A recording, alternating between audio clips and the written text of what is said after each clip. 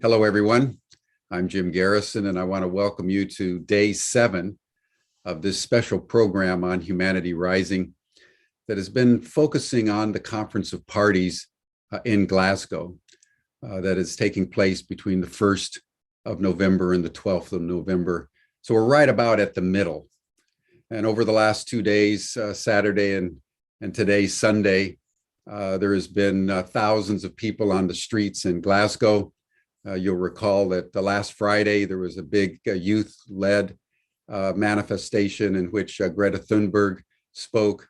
Yesterday, according to press reports, there was upwards of 100,000 people on the streets in consternation at the lack of action on the part of governments at this very critical moment when we are in code red. Climate change is becoming irreversible. And yet our governments are refusing to take the kind of action that is required. So there has been very intense citizen activity. And we want to start our program today with Osprey Oriole Lake, who's the founder of the Women's Earth Climate Action Network, who's been there in Glasgow with a whole delegation of people. Osprey and We Can supports women, particularly Indigenous women, all over the world that are on the front lines of climate justice. So, Osprey, we want to welcome you to begin our program today to tell us, from your point of view, what's been happening there in Glasgow and anything that you want to share with our global audience. Well, thanks for having me, Jim, and thanks for the work that you're doing to host these sessions during the COP. It is about 4 o'clock in the afternoon here in Glasgow, and it's Sunday. And yesterday was quite a big day, as Jim mentioned, and Friday as well, with a lot of street action. Yesterday, I think they said between 150 or 200,000 people on the street. I'm not really sure. We marched through some pretty heavy Scottish rain here. Really the people's movements calling out to governments to take climate justice action, not just action, but from a climate justice framework. I think that's really important to distinguish what is it that the people's movements are really calling for. We want action, but what type of action actually really matters. It was very important. There's a lot of Indigenous peoples here from African countries, from countries all over the world, from Latin American countries, people who are on the front lines, Black leaders, Black community leaders, Indigenous leaders, Latina leaders, all really talking about the inequities that they're now facing. And of course, as Jim said, we work with women's organizations. So we are also very concerned about what is happening with the impacts of the climate crisis on women. So, looking at this in its entirety, there is a demand for systemic change, that we can't have business as usual, and that we really need policies that are going to reflect the needs of the people, meaning that social, racial, and economic justice is really centered in these negotiations, which are not the case at the moment. So we've had a whole first week, a lot of different events that we hosted and press conferences. And we're very engaged in bringing forward a message, like many of the grassroots groups, really advocating with governments that not only must they move at speed, which they're not right now in the negotiation rooms themselves. We're halfway through. And just to give you a little bit of a window into the negotiations, the strategy from the COP presidency and the UNFCCC this year was to bring a lot of the high-level leaders from countries together at the beginning of the week to sort of tell all the ministers, get this done, and tell the negotiators, get this done. One of the big things being negotiated, not to get too wonky here, is Article 6, which is this very controversial around market mechanisms, things that many of us in the movement do not agree with how it's being approached around what's called different carbon trading and market mechanisms that can really harm frontline communities, that are not real solutions, and what we call false solutions, which would take me an hour to go through. So just look up false solutions. There's a great report called Hoodwinked in the Hothouse. You can look that up and really see an in-depth analysis about what is the problem with the false solutions that are being negotiated. So Article 6 is something that's been kicked down the road quite a bit in these negotiations. It's being hammered out now. And, you look at the whole document, it's pages and pages long, and, it has brackets everywhere. I think they're up to 300 brackets, meaning each country negotiating out what they think is going to be fair, what kind of transparency is going to happen. And so here we are in the first full week, and they haven't gotten past, I believe, clearing up, the brackets, which are going to go on and on, arguing over every word. So what can they get done? We'll see. If they don't get more done, they're going to be getting calls from their leadership saying, putting on the pressure by the end of this week to get an agreement going. The problem is that the agreement that's being negotiated doesn't even match what we need it to be to stay well below 1.5 degrees warming and global temperature. So even what is being fought over, if you will, or negotiated, does not meet our standards from a climate justice framework. So you might be hearing terms like net zero. We're fighting for net zero, certain types of commitments by 2030 or by 2050. There's a lot of challenge there because, first of all, 2030 and 2050 is a little bit late. We seem to be having like catastrophic fires now around the world. The rate of biodiversity loss is huge. We already are seeing floods and droughts and disasters everywhere all over the world. Like, we need for governments to call a climate emergency. That's what really needs to happen here, and act as if we are, because we are in an emergency. So it's very key that governments move much more swiftly, but also in a way that centers justice. And that is a problem. There's too much inequities. The global north needs to take its responsibility for its historical emissions. The global south is saying, if we're going to make this change, where's the money? You got to help us make this change in a good way so we can get to renewables and have a just transition and not stay dependent on fossil fuels. But we don't want this net zero, because net zero involves some of these false solutions I was talking about, which is really looking at how you can create carbon offsets. So instead of stopping pollution at source, the fossil fuel companies, as an example, or people engaged in destruction of forests, can buy carbon credits elsewhere.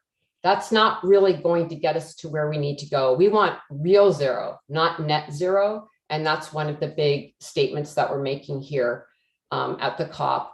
They're also relying a lot on geoengineering, which is a lot of technology fixes. Again, if you think about it, why would we want to be geoengineering Mother Earth's natural systems? We've done plenty to harm Mother Earth's natural systems, and then to interfere just seems a lot of hubris to think that we're going to step in with our human technologies and fix the atmosphere. Some of these things have not been tested. Some of them aren't even at cost and scale. And yet again, these different commitments that are reliant on net zero are based on these techno fixes that we don't even know if they're going to work or if they're safe. So there's a lot of complexity around not just what's being negotiated, but the actual meaning of those negotiations, and a disagreement from the people's movements around how this should be resolved. The other thing I would say, and then I'll stop here, Jim, for any questions you might have, is that, one of the big elephants in the room is, as many of you might know, the Paris Agreement, which, we were all really happy was, fought for in 2015. Governments across the world signed it. There was still, a lot of insufficiency in it, but it was a global agreement. We have to remember fossil fuels are not even mentioned in the Paris Agreement. No oil, no gas, no coal. So the entire supply end, meaning the fossil fuels themselves, is not an agreement. It's all about reducing emissions where we can have these offsets, carbon offsets and carbon trading markets. All of that is in there. So people can keep doing business as usual, which we need to stop, which Mother Earth has made it very clear we need to stop our activities. And where's the mention of the fossil fuels? And so a question I've been bringing to a lot of the meetings I'm participating in with government leaders and ministers is, where is the leadership to stand up to the fossil fuel industry? Let's really open up the curtain and realize that there's a very tight relationship between a lot of elected leaders and money coming from the fossil fuel industry. So we need to shut down the fossil fuel industry. We need to transition to clean energy now, but that keeps getting kicked down the road because there's so much interlocking connection between the fossil fuel industry and governments. And that's something that we have to keep surfacing is, you can't keep putting fossil fuels into the atmosphere and think we're going to get somewhere. And I think something I am excited about is I'm on the steering committee of the Fossil Fuel Non-Proliferation Treaty. So we're also trying to push this idea of countries getting behind, stopping their fossil fuel extraction and expansion. And this is really important because the UN Environment Program found that governments still plan to produce more than double the amount of fossil fuels in 2030 than would be consistent with limiting global warming to 1.5 degrees. So our governments are still planning to do more expansion and extraction of fossil fuels. So I keep asking, how can we go into this COP with these impossible numbers? Not to mention that financial institutions are still funding the fossil fuel industry, and that also must stop. So both in the financial sector with financial institutions and the government, we've got to wean ourselves off of fossil fuels. And this is the point of a big rub.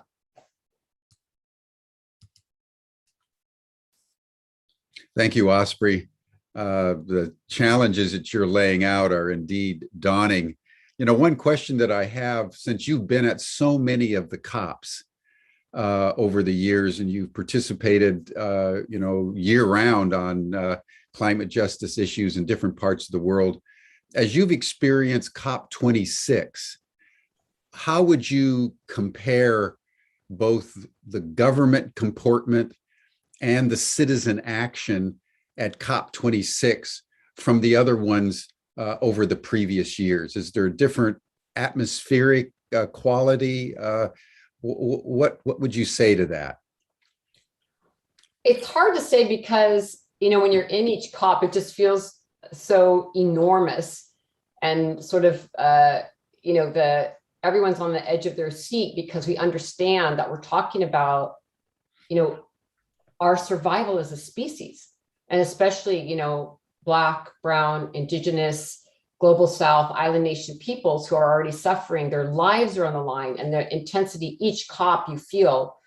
So, I don't know if this one is more intense than the others, but it certainly feels that way. I mean, things have gotten so much worse, and then we skipped the COP last year, so it's been 2 years. And in those 2 years, things with the climate crisis have really worsened, and the social inequities have grown. And so it's really intense. It's really intense. The negotiators feel the pressure, as they should, and the action in the street of frustration and anger is huge. There's been a lot of inequities at this COP. Yes, we all understood as civil society, it would be a very challenging COP because of COVID, and it has been. I mean, it's just getting through the front door of the negotiations is very laborious and exhausting.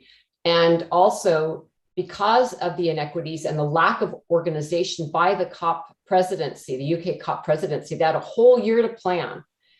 And in my opinion, they did not plan well. And as a result, a lot of Global South, civil society, and even government leaders are not here because by the time they got their visas and they went through all their COVID things and they didn't get their COVID shots and all the things that were told and promised didn't happen, this is probably one of the most,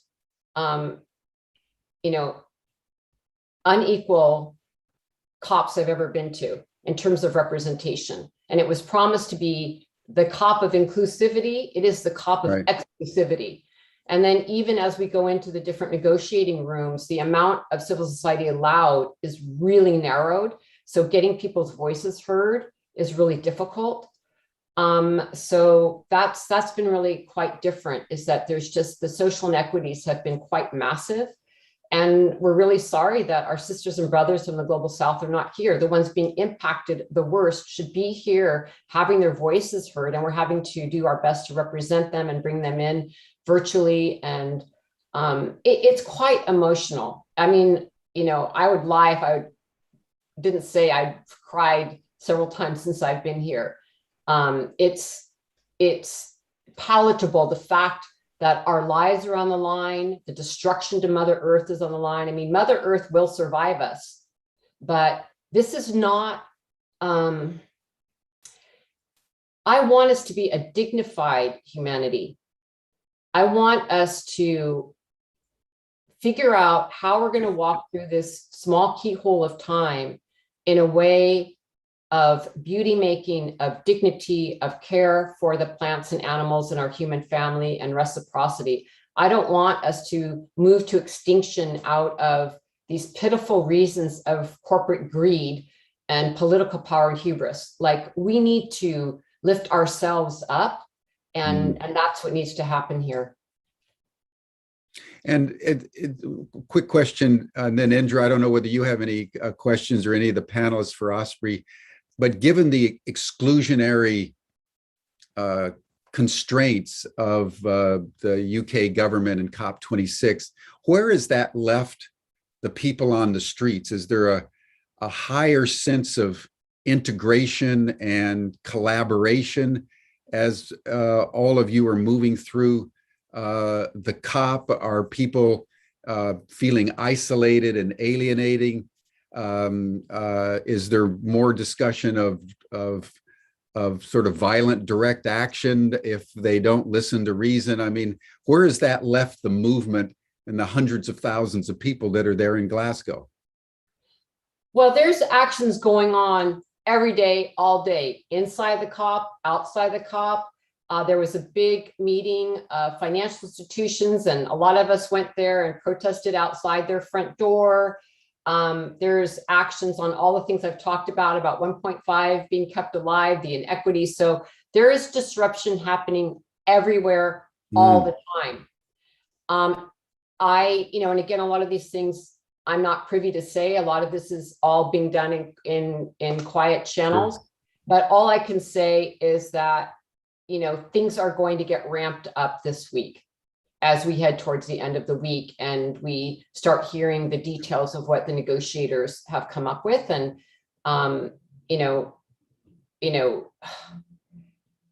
there will be more heated activities, because there needs to be an expression from civil society to government to let them know, like, no, this is not what we are agreeing to, and this is not acceptable. Yeah. So over this next week, basically until next Friday, the ministers and the officials are working on final details of presumably some protocols that will be released around or immediately after the 12th of November, which will conclude the COP and set the stage for the next year of negotiations. Is that correct? That's right. And that is part of the frustration. Is this is COP 26. Yeah. The planet is burning 26 years later, and it's because of the money. And it's the things I said earlier. It's not like we don't know what to do. There's a plethora of solutions, from agroecology to indigenous knowledge, from feminist climate policies and economics to you name it. You show these things on Humanity Rising for the whole year. We're not having a solutions problem. People have the answers. Community-led solutions are there. There is not a solutions problem. There is interference by government, big business, corporations to let those solutions unfold. So that's why we're here to fight. People are always like, let's, have this, hold hands, kumbaya moment. We need that. We need to be warriors and we need to be healers, warriors and healers. We need both because this is a fight. I kid you not. This is a fight. At the same time, we need to be in healing spaces and generating these beautiful solutions for the future and growing our gardens and living our lives in a beautiful way and having self-care. So we need both, but right now the fight is on here. Yeah. Can I ask you a question, Osprey? When I listen to Greta, she's always saying two things at the same time now, but more recently she's been emphasizing the fact that this has already been a failure, but yet she believes we will win. So she seems to have this new, and really emphasizing that the people will overcome somehow in some sense. And I've always felt with Extinction Rebellion, a real determination to show the joy, of being in this moment, showing their life force, if you like, and determining to be, representatives of the planet Earth, even in the streets. Can you feel that as well in the atmosphere? Almost as if, you're feeling, my experience has always been that you're feeling more than one thing. You're feeling many things at once. Yeah, no, I think that's really true. I mean, we're not living in a binary moment at any level, in any way. Everything is very interwoven and multifaceted.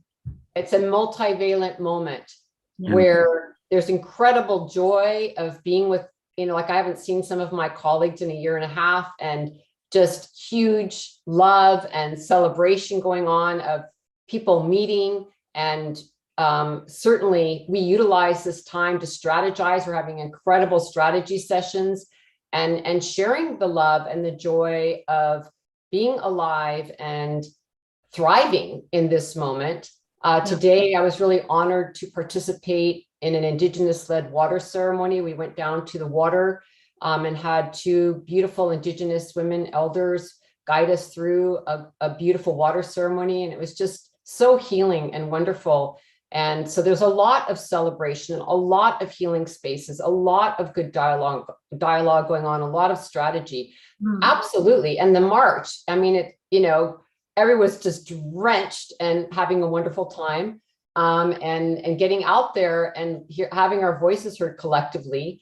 And the flip side is, we're in the fight of all fights. We're in a fight of all fights. So yes, everything is going on at the same time. But, just to close on your question, we know whatever happens, nature, the natural laws of Mother Earth is going to get this straightened out, because she's forcing the wealthy countries to realize, with the vaccinations, with keeping carbon emissions down, you have to invest in everyone. Everyone has to win together. Mother Earth is going to ensure that this works out, even if a bunch of people die, which I don't want to have happen. We have to all care for each other.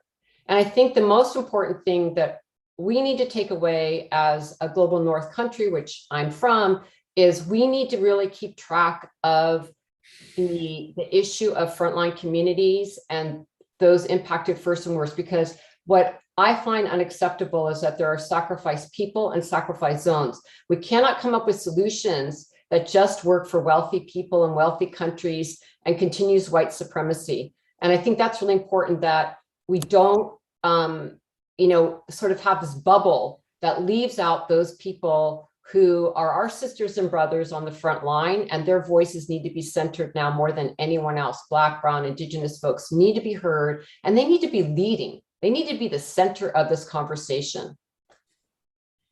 Osprey, thank you so much. I know you're very, very busy there and have to keep on going, but we love you and we support you and extend all our love and gratitude to all your friends and colleagues. And we wish you all the best over the next week as you continue to put pressure on the governments to do the absolutely obvious.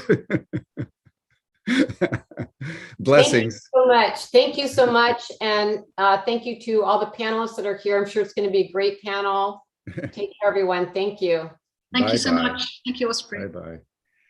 I know we're needing to get on with our panel, but I want to bring in Dita Bezzoso briefly, who's also there in Glasgow. And then after we hear from her, Indra, we can start the panel, but that'll give a good backdrop, live reports from Glasgow for this panel on citizen action. So Dita, why don't you give us a report on what's going on as you've been experiencing it there?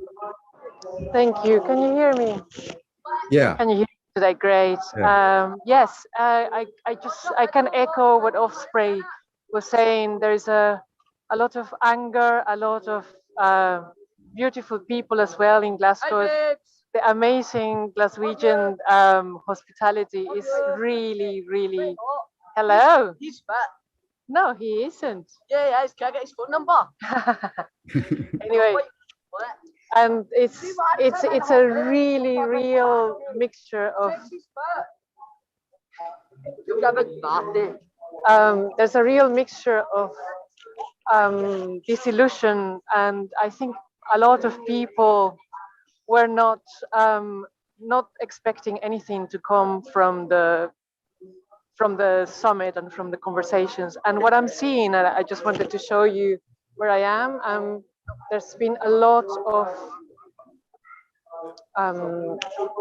beautiful activities made by organized by Extinction Rebellion today, where we actually listen to some of the people who have been excluded from the blue zone and from the green zone, amazingly.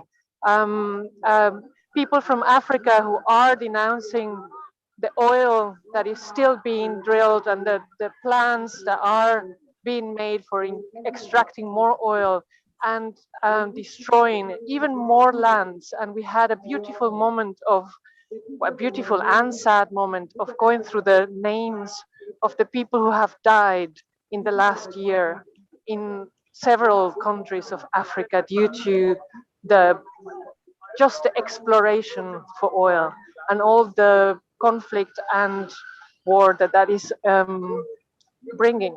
So what I'm seeing is also a lot of networking. People are coming together. There is a sense of agency, even at the individual level, and that's my hope.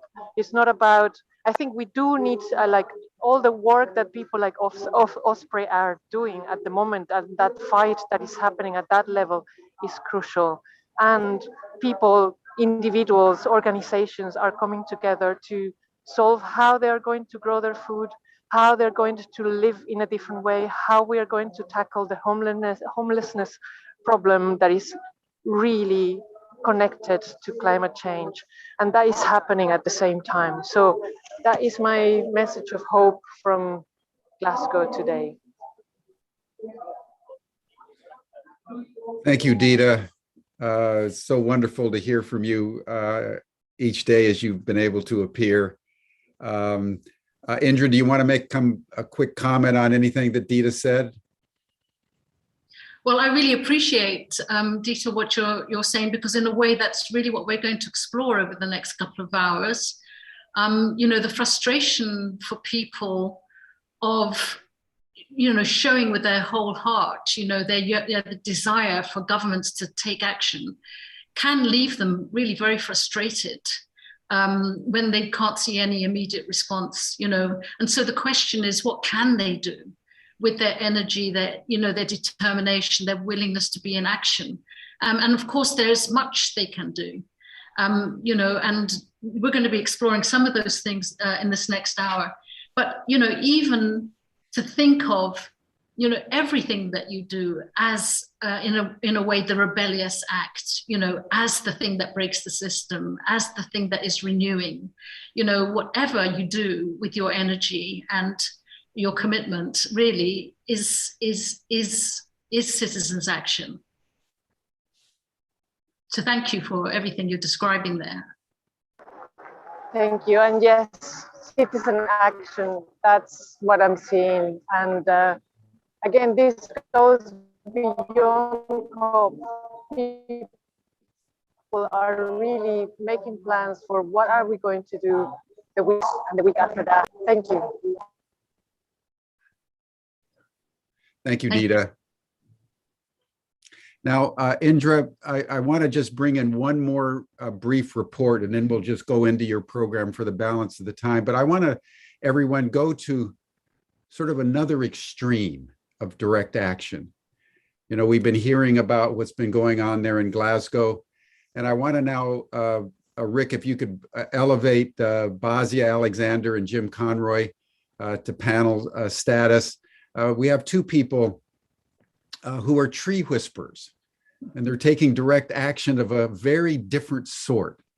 Under their own resources and time, they've traveled from the East Coast of the United States to the West Coast, to where they've been having, as you all know, we've been having massive record-breaking fires. And they've been in the fire zones, just like Osprey and Dita have been in the COP zone. These are a couple that have been in the fire zone. And they were yesterday out in the Caldor fire, which is one of the biggest fires of the year. So Basha and Jim, give us a brief report of what you've been doing there in Northern California to tend to our trees. And then we'll launch our program. Great. Basha? Thank you. Thank you, Jim. Thank you for Jim. having Yeah, us. We're so grateful to you and Humanity Rising to give us an opportunity to give an on-site report about our environmental healing work. We feel that, thank you for saying this too, we feel that in our own small way, we are doing a powerful kind of citizen action because we're engaging directly with the sentience and intelligence of trees and ecosystems in order to improve their health. And in doing so, we call on the spirit of humanity as well to be a part of that. And we know that the idea of healing trees is unconventional. And our approach is to connect, communicate, collaborate, and co-create with their life force and intelligence by using bioenergy overlap and interactions in consciousness. No products are ever used. The healing of internal functionality is done from the inside out. We also teach this work. Our motto is heal ecological damage, upgrade people's thinking, which is so incredibly important, and it's the other half. We feel that people who learn and do our mindful methods are taking a kind of citizen action. They are often speaking with trees in order to better speak for trees. So today we're actually reporting on the Lake Oroville area. We go to the Caldor fire today, but that area is unusual in this sense that they had their fire was about almost a year ago, and since then they've had extreme drought until they just got a little rain about a week ago and yesterday while we were there. So just because it rained doesn't mean that they're suddenly healthy or able to grow. And Dr. Jim will now explain the path to healing that these trees said that they need. And you will hear him say we, because he often speaks as if he were a tree. Dr. Jim. Yeah, we want to put the slide on, Okay, Basha, so for we me. can share your slide. So what we do is we heal the internal functionality of trees and plants. I don't want to start there. Yeah, okay, here we go. There. We heal the internal functionality of trees and plants. As Basha says, we work from the inside out. So in the case of the trees around the Oroville area, again, these burned in late 2020. We couldn't get there in 2020. We wouldn't travel because of the pandemic, okay? And so we couldn't travel there.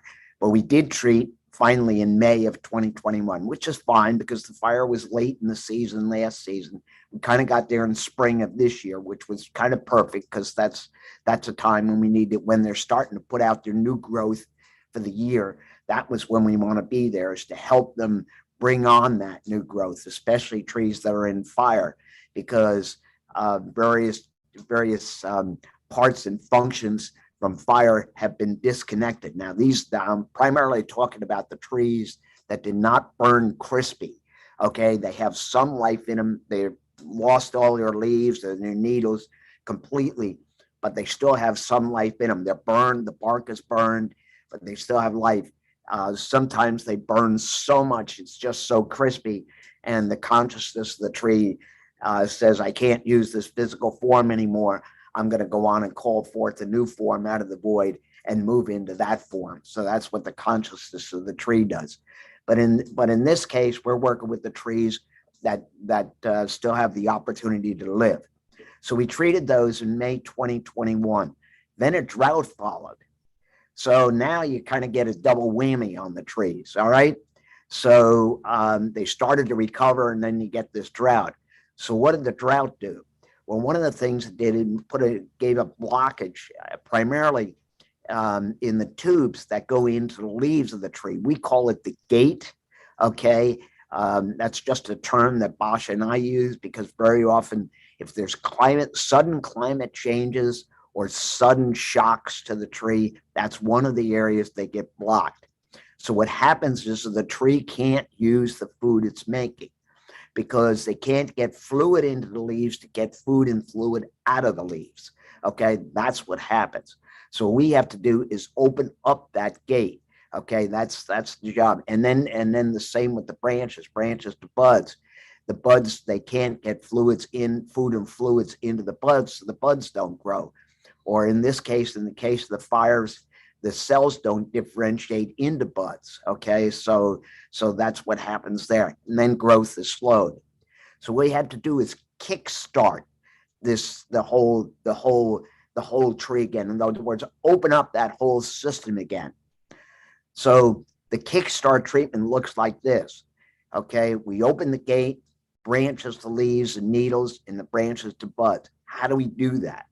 Well, it's a combination of working with the circulation in the tree, but also we work with a little light energy and life energy of the tree a little bit. And that's the initial step. We work with the light energy, life energy, and universal rhythm to kind of open that up a little bit. We start to get some fluid flow into the leaves or needles, food out, break down the food. That's a natural reaction in the plants. They break down the food. There's an energy release out of that breakdown. It's a complex carbohydrate, breaks down to simple sugars. There's an energy release. That energy release drives the circulation. So it's the combination of light energy, life energy, universal rhythm, working with that, along with driving the circulation. That opens up that gate inside of the tree. So we get nice flow in those leaves and in those needles to get, as the tree is making more food, we start to get flow in there. We clear those blockages. Okay, so you can get flow of fluid into the leaves or the needles, whatever the case might be, and then fluids in, and then food and fluid out. Okay, and then we're also able to get food into the buds, because we've cleared that blockage for the buds. The circulation tubes on a tree, just so you understand, I'll say it really quickly. They're xylem and phloem. They're right underneath the bark of a tree. They're what makes up the annual rings on a tree. Quick botany lesson here. That's what makes the annual rings on a tree. So they put out new xylem and phloem each year. Xylem takes the fluids up the tree. Phloem brings fluids down the tree. Okay, so that happens there. So what we do is we kickstart the treatment.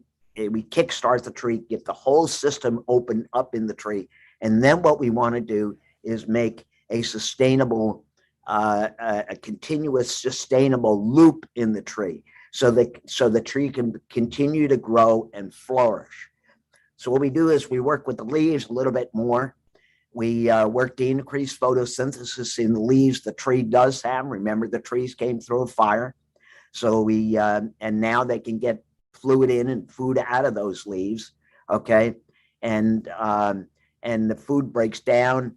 You had energy release into the simple sugars, and that energy release drives the circulation, okay, of food, simple sugars, and fluids around the tree. That clears the blockages, all right? Then we get the good distribution of food and fluids. Well, first of all, we want to get it to the current growing points, the leaf buds, those buds that had started to grow, the roots, and the tubes. In this case, what had happened is is some of the tissues had started to differentiate after the fire into leaf buds, but then they kind of stopped growing because that gate got blocked, because they weren't getting, number one, the buds weren't getting food or fluid, and the tree wasn't able to access it just wasn't able to access any of that food that it was making, even in those buds. All right. So what we want to do here is open that up. So we're getting good distribution now of fluids and food to the current growing points, which are the leaf buds, roots, and tubes, and to any tissues that can differentiate into buds. We still want to create some new buds there, because again, these are burnt trees. Okay. So what happens then? Then you get some cell division starting. You get some leaves forming to make more food, roots, better uptake of fluids and nutrients, and more. And in the tubes, that xylem and phloem that I said, for better circulation in the tree. And then we start the whole program over again, because then what you have is you've already made some leaves. We work with those leaves to increase the photosynthesis, and we start this cycle all over again. And that's what we're trying to do, to create the nice sustainable cycle. What's the result of this? The trees flourish, they begin to leaf out, they begin to flourish, they just gradually begin to grow, okay, fill out, even whatever tissues can grow, and they fill out, the tree lives, it begins to flourish, the forests flourish, and we move on with a healthy ecosystem. And that's what we're trying to do here. Just as a reference point here, just show you, this is the lake area, and you can see by the side there of the lake, you can see how dry it is and how low that lake is. You can see the shore of the lake there, and just how low it is because of the severe drought. The thing that's helping us out now is, again, we've just recently had some rains in there, and that really helps out the situation. There's sufficient water to at least get circulation going in those trees, and hopefully the rains keep coming to help the trees out. It's not enough rain to fully sustain the trees, but hopefully that rain will continue to come, and those trees can continue to grow and flourish. Thank you, Jim. And now the question is, what can people do? People can do these mindful methods at home. They visualize and they whisper using powerful phrases. This is done through overlap of bioenergy and overlap of consciousness. So anyone can be on the tree front lines and take action by visualizing water and food circulating freely around in the tree's tubes, and to whisper from their hearts, more food means more growth means more food, food and growth make a healthy tree. You can use this image or whatever image works for you. And we invite people to live this way: connection experiences with trees, communicate, collaborate, and co-create. So thank you again so much for giving us this opportunity, and we honor everyone who is on the front lines there at COP. Thank you, Basha. Thank you, Jim. So everyone, we've had citizen action across a range over the last 30 minutes.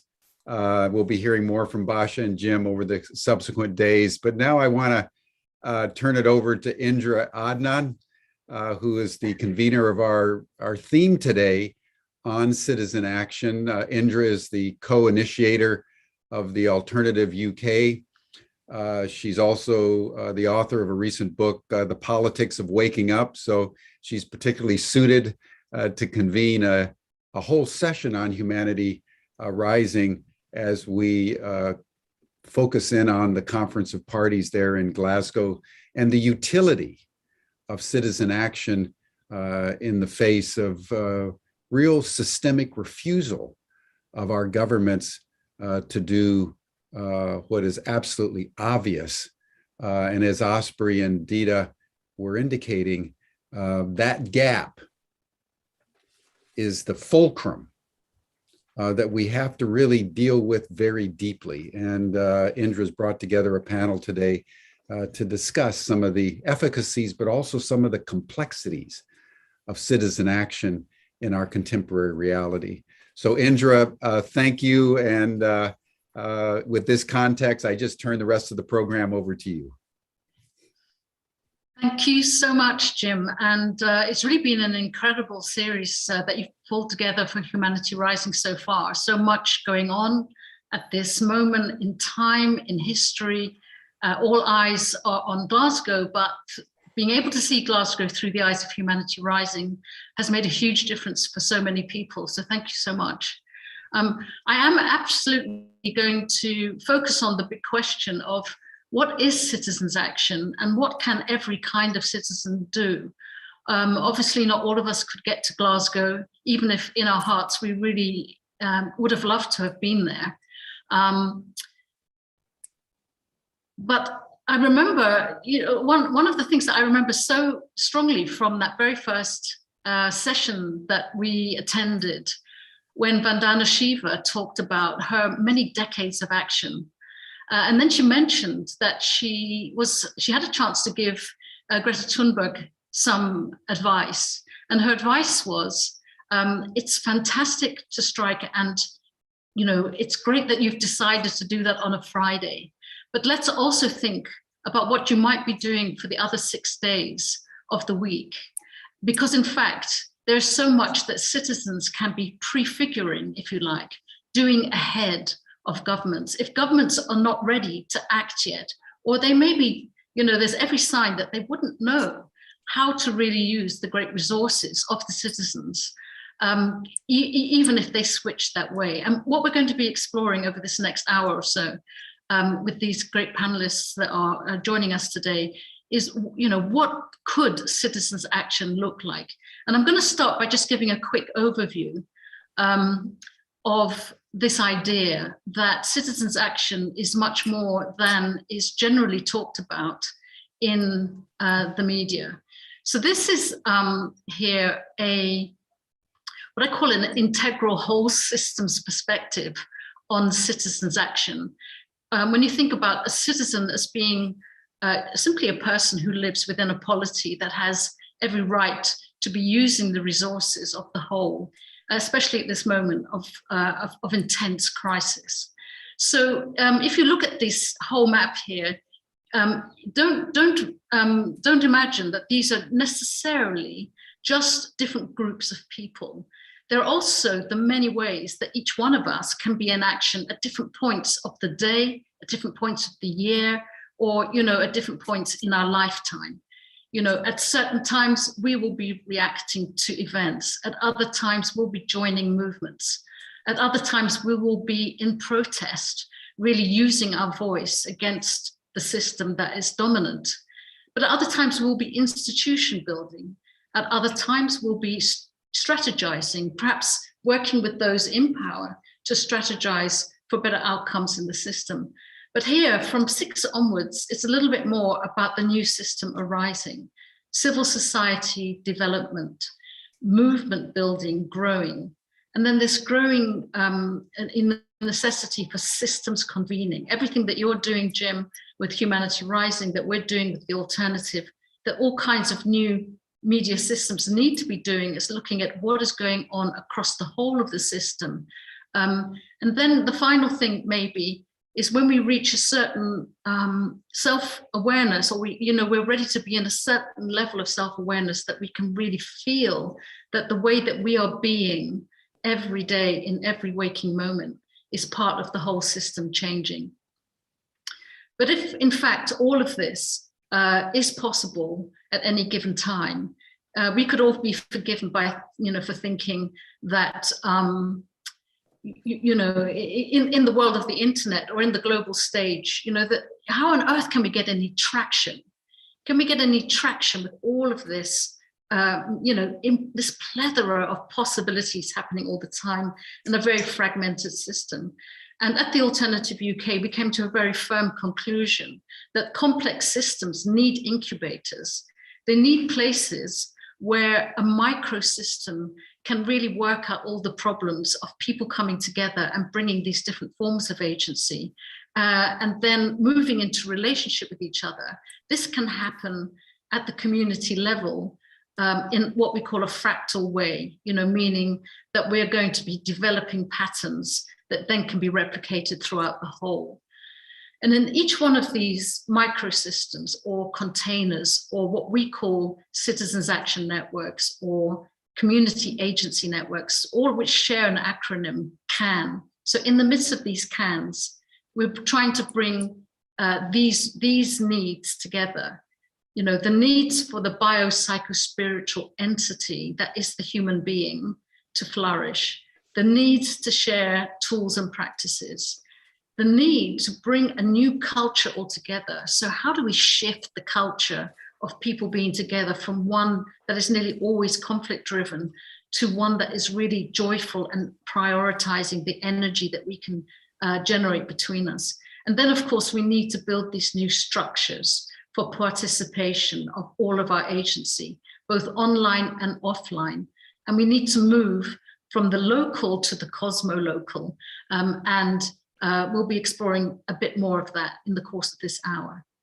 So just remembering that we are not homo economicus. In other words, we're not people that simply need to have our material needs met, but that we have complex psychosocial needs.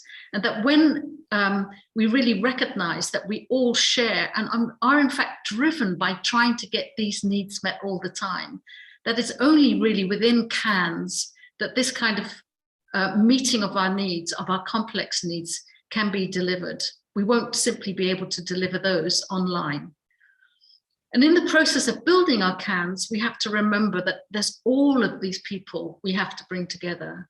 Our political systems have really worked to divide us against each other, so much so that, in fact, half the country, in most of the developed world, half the country is actively invested in the failure of the other half. Are we surprised that we haven't been able to really use the resources of ordinary people to meet the crisis? And eventually, the Alternative UK is interested in building a new political system. And what will be at the heart of this is this new axis, the connection of the complex human being to the complex community, having an impact upon the complex global space or the planet as we know it. So this, what we call we world, is the new axis, if you like, of the new political system that is arising. And what's great is that we don't have to initiate it at all. It's certainly not something that we, the Alternative, are trying to initiate on behalf of everyone else. In fact, what we're doing is simply convening and showing what is already happening. So in the center there, you might get the sorts of initiatives that happen in a prototypical CAN, but around the edges, you'll see that these CANs already exist, and networks, the CANs of CANs, are everywhere, whether you're saying transition towns or eco-villages or the neighborocracy network in India or Corporation Jackson, there are just so many. People have been coming together in these CANs for decades now. The real trick is to pay attention to them, to participate in them, to tell more stories about them, and simply to invest in them. And then this possibility, the cosmo-local coming together, is a force and a power that will have, that will speak loudly and clearly to governments in ways that they haven't really been hearing until now. And I'm just using these two sketches here to remind us that, while Elon Musk is busy literally trying to move planets. He'd like to escape to Mars and leave planet Earth behind, the one that has been fully trashed. And himself and his elites can go somewhere else and start all over again. But the rest of us, we're building this new planet in our heads right now. We can build it in our minds and our consciousness, and we can all go and occupy that place together and build on it in a real way. And that's something that we'll be exploring later in this session. We call it the parallel polis. So I'm going to stop there. And now I'm going to introduce our first guest today, Anaya Rosenklew. And Anaya and I first met when Anaya was still just moving from Extinction Rebellion, if you like, to something else, a new form of expression and a new form of being constantly active. Anaya, please do introduce yourself as fully as you like and show us what you've been doing. Oh, thank you, Indra, and thank you everyone today. It's been so interesting so far, and I can't wait to listen to the rest of the people speaking. So yeah, my name is Anaya, and I am an educator, so kind of a trained teacher. And I'm going to share some slides, kind of, because I'm going to talk to you a little bit about an organisation that I helped kind of initiate, along with lots of others, called Trust the People. And Trust the People is an organisation and movement that is looking at building democracy in our communities. So getting it out there in the grassroots and sharing the tools to build resilient and connected communities where people are able to respond to the needs of the people and the planet, which we know is not happening at the moment.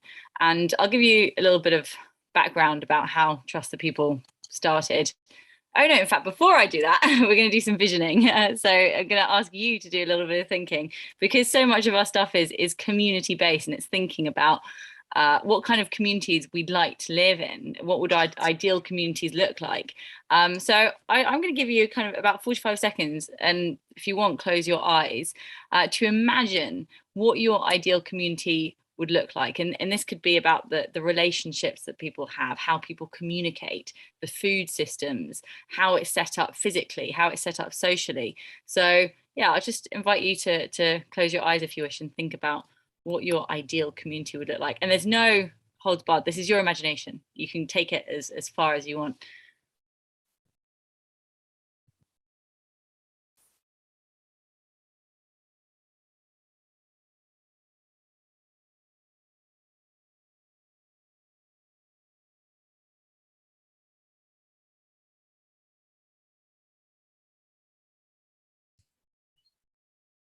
It looks like Anaya's frozen. Oh, well, I'm just giving people 45 seconds to imagine what their ideal community would look like. Oh, I see. Sorry. Closing your eyes if you'd like to.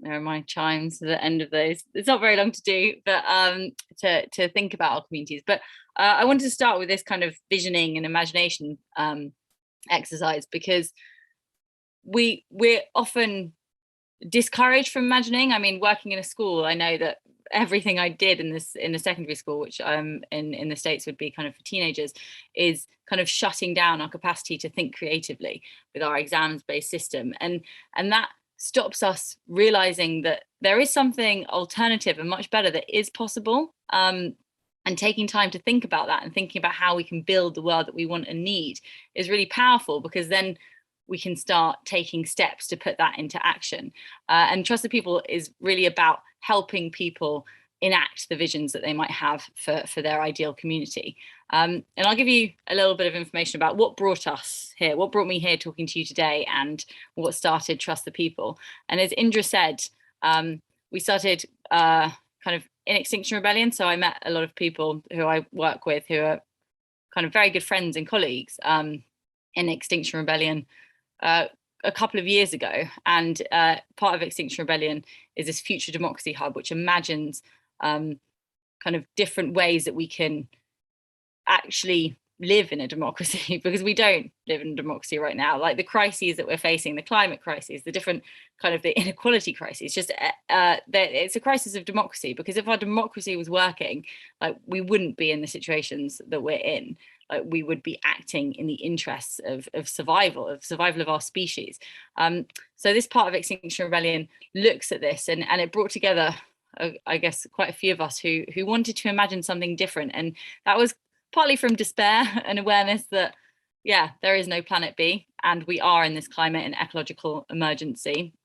And there's mass biodiversity loss. We've already heard today about the awful things that are happening around the world with climate change. And then there's also rampant wealth inequality and inequality, racial inequality, gender inequality.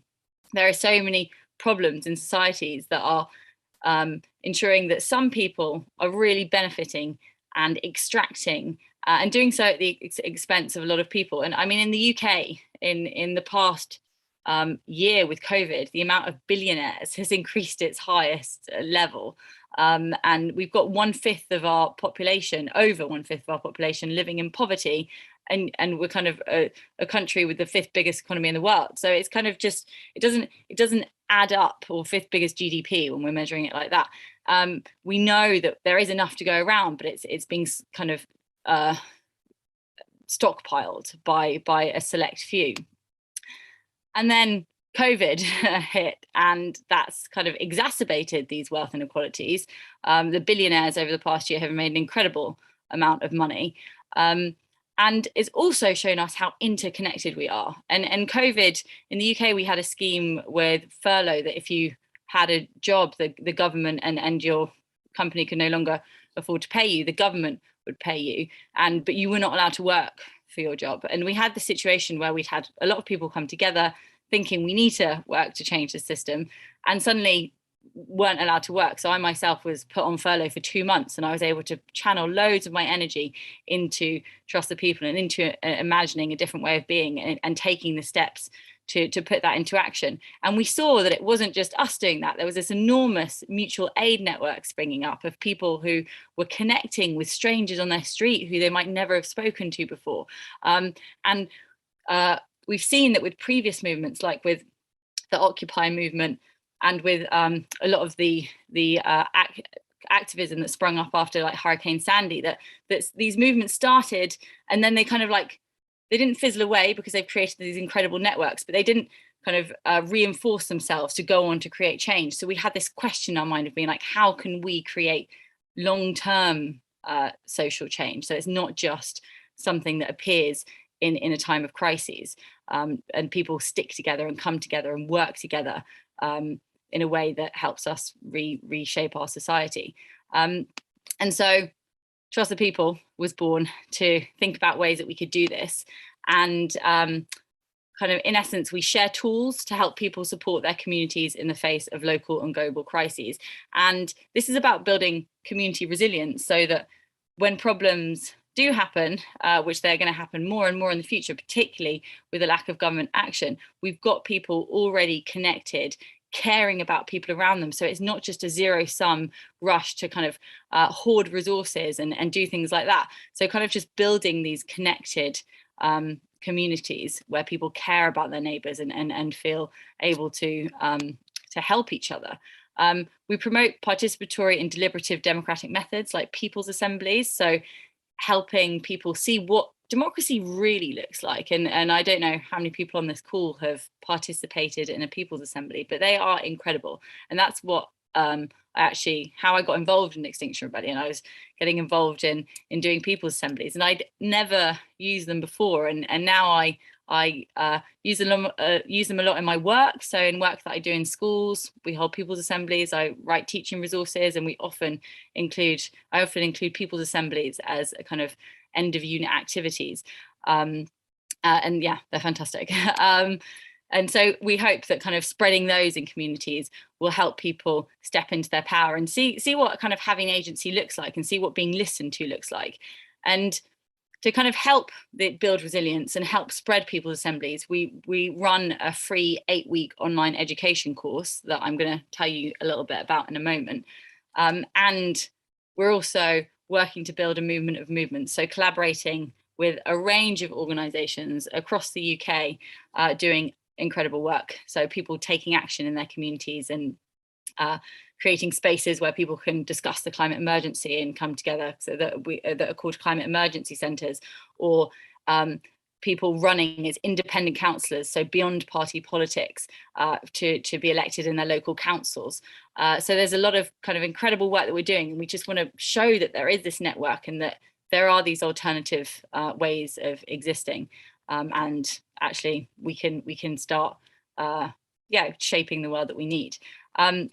So the course, and I think this is kind of it's an introduction to community organizing. It's not going to it can't possibly cover everything, but we pulled it together thinking about the key ingredients that could help us become more empathetic, active agents in our communities. And for this reason, the first module is called personal processing, and that's where we spend a bit of time exploring our identity, our biases, how different labels that people apply to us might impact our relationships with others, might impact how society treats us, and also how we ourselves might be applying to labels to people we meet, and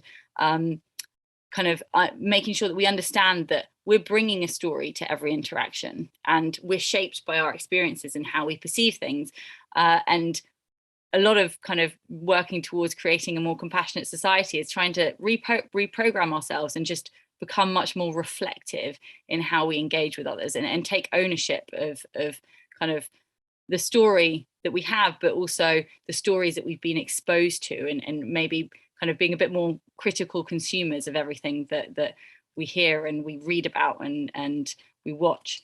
Then our next one is engaging communities. So if we are doing community organizing, how can we ensure that we are bringing in everyone? Because in a lot of activist spaces, and this is a problem with Extinction Rebellion, and it's a problem with Trust the People, we tend to have people from the same kind of socio-economic background, the same skin color, so white, middle-class people engaging in the community organizing. And so there are a lot of voices missing from that. And as Indra was saying, if we're going to go forward and create a world that includes everyone, well, if we're going to go forward and create a kind of more progressive world in which we are looking after ourselves and nature and the world around us and reshaping the system, everyone needs to be involved. It has to be inclusive. So we explore how we might do that. We don't have all the answers, but it's just about thoughts and getting people to think, okay, who's missing from this space? Then we go into group support. So we imagine that people have met people in their communities and are going to engage in some community organizing. How can we do that in ways that are empathetic, in ways that we ensure that we're raising each other up to like our highest potential selves, and we're giving constructive feedback, but in a supportive and a compassionate way. So kind of looking at the nuts and bolts of effective group and teamwork. Then our fourth module is community assemblies. So teaching people about people's assemblies, a bit about their history, and like the process of what to do to hold them in their communities. And there's a lot of kind of support in that. Then we have a projects week where we invite people from different organizations and projects and movements around the UK and sometimes the world, and they tell people a little bit about what it is that they've done. And it's kind of so hopeful listening to these stories, because you realize that there is this network that is being built up on a really grassroots level. So we don't always hear those stories because they're not picked up in national newspapers. They're not seen to be kind of important. And I think we're addicted to kind of bad news in the UK and possibly globally. So it's kind of giving these projects a voice so people can learn a little bit more about them, and so we can be inspired by them and also support them as well. And then lastly, our last module is called community organizing. And in community organizing, my computer seems to have frozen slightly. Community organizing. And here we hold an online people's assembly for this, and we're thinking about, okay, how can we transform like local organizing into system change, and reflect on the different things that exist out there that will help us do that. And we've had a few successes in the course. Like we're currently running our fourth one, which is amazing. And the space it creates and the people it brings together is like something that feels really uplifting, and also empowering, because people are connecting and starting to work with those who they meet. And some of the things that people have done after are they've held assemblies, one in Shrewsbury on river pollution, so a people's assembly, looking at how to hold the council to account and clean up the river. Some others have organised a climate change event in Hertford, another part of the UK. Another person emailed us recently saying that after the course, they felt the confidence to be a key organiser in Climate Action St Austell. And that organisation was going to kind of disband because no one was able to do that, and they felt that they could step up and do that. They've set up climate emergency centres, and climate emergency centres, as I said before, are these spaces where people reclaim empty buildings and turn them into places where you can talk about the climate crisis, or just have spaces where you can organise community events like open mic nights. And then others have become independent councillors, which we work with an organisation called Flat Pack Democracy, and they call it kind of flat pack because we're building it from scratch and doing it away from party politics.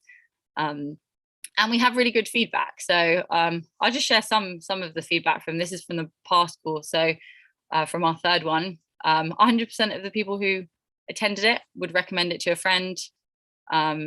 And people have said that the facilitators, which is just like the team, and we're quite a big team, that they support the facilitation that there is. I like this one because it's kind of thank you for taking time to create the course, and it reminds us that there's kindness out there in the world. I just thought that was quite nice.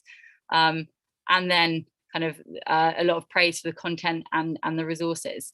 And yeah, it's our fourth iteration. Several hundred people have done it, and now we're building this network. But we've also had challenges, and I think it is important to draw attention to those because it's volunteer run. Like we don't have that much capacity. The capacity on running things depends on like people's ability to do the work around other jobs or around something that brings in money, because we don't have funding, and that can make it difficult. Retention on the course, so because it's free, sometimes we might have 150 people sign up and 75 turn up, and then our numbers drop a bit, and we're kind of trying to figure out, we want to keep it free. It's important to be inclusive, but also how can we kind of support people to complete it? Action after the course. So sometimes people have done it and they've come, sometimes people come several times because of the people they meet and because they find it really interesting, and it is different each time because of the conversations that we have. But then taking that next step into action can be difficult. And we've actually found that people are much more likely to take action when several people in the community have done it, because they've got people close by who they can work together with. And we're still quite small. Obviously, the UK has like 60 something million people. And so if we've had several hundred people do the course, obviously so they can be spread across quite broad areas. And so we're looking at how can we bring in as many people as possible from a community to do it, so that they feel more supported in doing action after. Though we do offer online support by connecting people in groups that we call hives. There's a lack of diversity in the team. As I said before, we are of different ages and a little bit of different socio-economic backgrounds, but we are all white, and that is a problem. And then also lack of diversity in those who attend. So that's something that we're really focusing on this time. Before we run another course, we need to spend time as a team really thinking about how we can improve the diversity. And then also scaling it up. What happened? How can we make it grow? And how can we, where do we go next as well? How do we create that system change?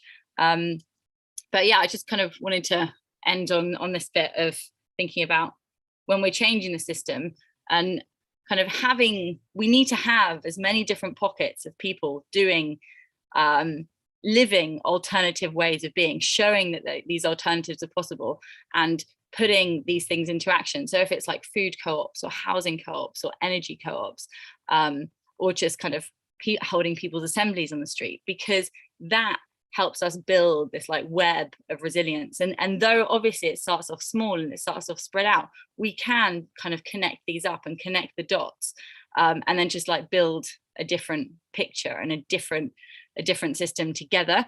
And this is just going to be vital to face the challenges that come ahead, because people won't give up on this old system unless they feel that there is a viable option that they can step into. And the more grassroots activity we have, the bigger and more supportive that web will be. So yeah, that's a little bit about Trust the People. I will post the website in the chat so that if you're interested, you can find out more about it. And we do have so many free resources that are online that you can just access. That's great. Anaya, thank you so much. And I've really enjoyed so much witnessing the growth of Trust the People. And I just want to share with everybody the line that you use that really appeals to me, which is, I think, is a quote from Václav Havel, which is that you predict that you're going to win because you loved life more. And that to me really sums up the kind of spirit of Trust the People, that it's all done through reawakening this love of not only the planet, but of each other as people who are agents in the system. So thank you. Hopefully we'll have time for more conversation at the end. But for now, I just want to invite into the space Stacco Troncoso. Stacco is an avid synthesizer of information and a radical polymath working towards elemental people-led change on a burning planet. So Stacco lives, breathes, teaches and writes on the commons and peer-to-peer politics and economics, open culture, post-growth futures, platform and open cooperatism, decentralized governments, blockchain, and more as part of his Disco Co-op. Stacco, I'm going to hand straight over to you. Welcome, really excited to see you here and love to hear what you've got to share with us. Yeah, thank you for inviting me, and hello, everyone. So I'm going to talk about something that maybe ties in some of the threads that have arisen. I think that we all share a sense of frustration. And as Jim said, there's this consternation that, we're appealing for change, but change does not seem to be coming along. I would say that that is because we're appealing to entrenched power. We're not making counterpower. So when we expect change to come from governments and corporations, there's this nagging suspicion that this change is going to be insufficient, or is going to come too late, or at a high price. And I am sorry to say that I think that that suspicion is largely right. We live in a political economy that puts profit above everything else. I think that Osprey said, there's all these market mechanisms and false solutions being proposed, which just gnaw away at the edge of the problems rather than taking the actual problems on by the head. So we need to build counterpower. And usually this counterpower is relegated to the others. And by that, I mean things like non-government institutions, non-profits, the third sector. And as you realize, these are always characterized by the negative, what they are not. Or the third sector, there's two which are better. So you're a perpetual state of being a bronze medalist. So how do we build counterpower? We've talked about mutual aid, direct action, etc. But sometimes, actually often, activism is the parcel of the privilege. Afford to do activism, you will do activism. If your job will give you time off to go to a climate protest, you will go to a climate protest. But what about all the people who are not enfranchised in this kind of urgent action that we need? If you're a single parent and you get home at 11 at night, your activism is not going to be activated to its fullest capacity. So what can we do? Well, there's actually a space that maybe we're not taking into account, and that is the workplace. And most of us are not only educated, to hold down a job, but we're expected to spend a third of our lives in workplaces that often enough exacerbate the same very problems that we're fighting against. So why don't we make workplaces more focused on actually providing those solutions? We've talked about that, like the solutions. This is something that we know. Why are we not spending creativity towards building those solutions? So this is what Disco is about. And I'll give you a little rundown of what Disco consists of.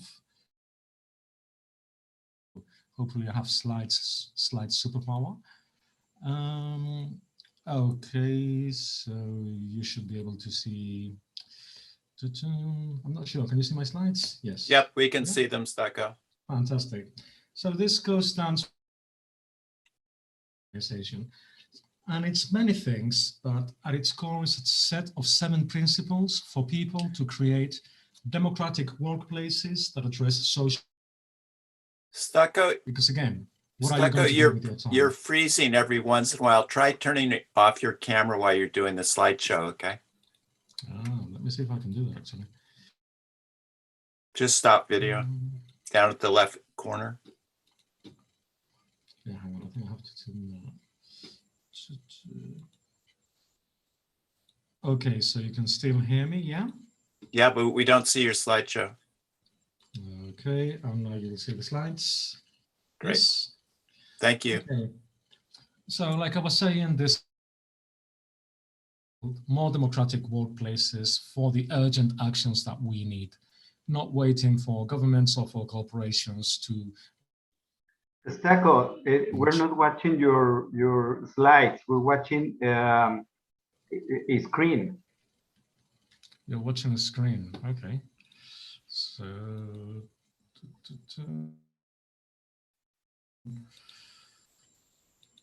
Okay, so you should be seeing a slide that says disco. We are. Thank you, Stacko. Yep, it's there, Stacko. Good job. Okay, yeah, thanks.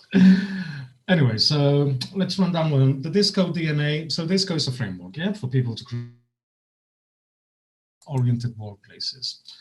And it combines 4 main elements. The first is the common systems to meet common needs where there's a resource, there's a community that gathers around that resource, and that creates the rules to govern it. And you can find this in community different, like Wikipedia. In a community garden, the resource would be the food, the community, the people harvesting it according to their own rules, and it would be the community of editors, etc. But we create exploited by the market, but for the benefit of the community. Open co-ops is a movement that combines ethics with the tradition of cooperatives, which have been functioning quite well for the last 175 years. There's also open value accounting, which is a way of accounting for our values. And the way that we account right now accounts for GDP, accounts for growth, but it doesn't account for the things that maybe we really want to do, like take care of each other or take care of the planet. So why don't we count different? And on the subject of counting, we come to feminist is Marilyn Waring's What If Women Counted, which apart from addressing the gendered aspect, also talks about the normative sense of economics. Why does economic only describe one type of activity that we humans can do? Really working out very well in mainstream economics. So 7 disco principles. When you create a disco, which is basically a sort of co-op, you will put in your social and environmental ends, nothing else. Don't spend a third of your life working that, first of all, may make you feel alienated, will yield less and less returns for your own personal well-being, and also is not striking at jobs nowadays are quite useless. Most of the production going on in the world does not really bring anyone happiness, and certainly does not bring Mother Earth happiness. So in a disco, you will legally be required, just by virtue of what you put in your bylaws, to actually do restorative work with your time. The second is building whole community governance, and this is where the radical democracy in a disco comes along. You know, one member gets one vote. A co-op only brings democracy within the cooperative structure, but ignores the whole economics. And this is based on the social care co-ops in places like Emilia-Romagna, where you have 4 types of privatizing healthcare. Healthcare is given over to cooperatives. And one vote will be by the state, by the government. Another vote will be by the doctors. Another by the family members. So you can see that this lets more people speak about what is being done. There's a higher level of communication going on. The third DISCO principle is that DISCOs are active creators of commons. Resources built by the community for the benefit of the community according to its own rules. And in a DISCO, basically, it's do not create things or patents or IP. If we need information and best practices, we better save that information so that people can replicate the best strategies to mitigate climate, to mitigate hunger, to mitigate, the lack of inspiration. Share this as worldwide commons. And when I speak worldwide, I'm speaking also about digital commons. Localism. And cosmolocalism basically means that we can share designs in open source platforms, whether it's for housing, machinery, or any of the technologies that will allow us to have a decent life. But this can be manufactured locally. Meaning I can be living in Peru, or I can be living in Switzerland, and I want to build a house. And there's actually housing projects like WikiHouse, which lets you download the plans and manufacture them locally. Local manufacture is needs-based. You don't need to ship something over from usually China that will break down and will need to be shipped back to a recycling center, usually in the third world. You can actually create things for your community, in your community, that will last. The fifth principle is care work is the core, and this comes from a feminist economic background. In most workplaces, you're just looking at the productivist nature of the work, what you're getting done, but there's a lot of invisible work, and there's a lot of effective work that is just simply not counted and valued. So in DISCO, as we will see, we count that work, we actually value it, to stimulate and to visibilize it. And not only do we care for the humans within the organization, within the DISCO, but also as they are mission oriented for the mission itself. So imagine that, you get together with your crew, your collective, and you have this restorative mission. Do you want to bring care work towards that mission, like it was a living entity? The sixth principles is that reimagines the origins and flows of value. The value that we have right now, again, is based on monetary value, which is usually accrued by absentee shareholders and investors. So how about with our counting mechanism that we reflect the values that we want to see spread in the world? So DISCOs are also about accounting, and there's three types of values, which is livelihood work, which would be the goods and services that you offer, again, always towards social and environmental ends.